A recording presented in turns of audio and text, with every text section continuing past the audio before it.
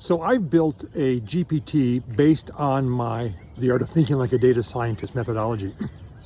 I even updated or inputted the latest book into that process, and it works great to help identify the use cases around a key business initiative. If you think about it, I plug in what my business initiative is, I plug in my desired outcomes, my objectives, I take a look at the stakeholders, what are their objectives, what are their desired outcomes, what are the KPIs and metrics against which they can measure success, right? All the first two steps that are outlined very thoroughly in the thinking like a data scientist methodology. You input that into the system and it'll crank out a whole series of use cases in the template as defined in the methodology.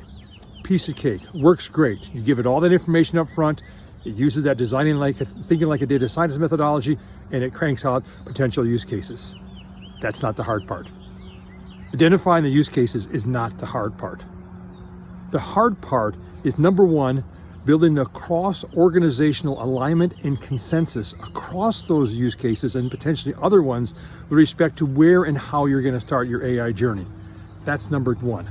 Number two is involving your key stakeholders early in the process to understand how are they going to measure the success and effectiveness of those use cases, because ultimately in point number three, they're the ones who are going to use the outputs of those use cases to drive their decision making. They're going to leverage the analytics that come out of those use cases to help optimize their decision making.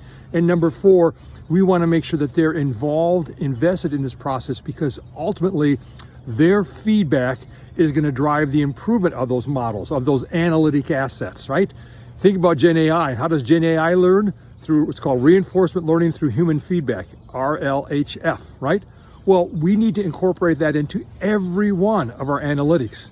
So the bottom line here is, yeah, you can build, I built a GPT that has it thinking like a data science methodology. I plug all the right material into it and boom, off it goes.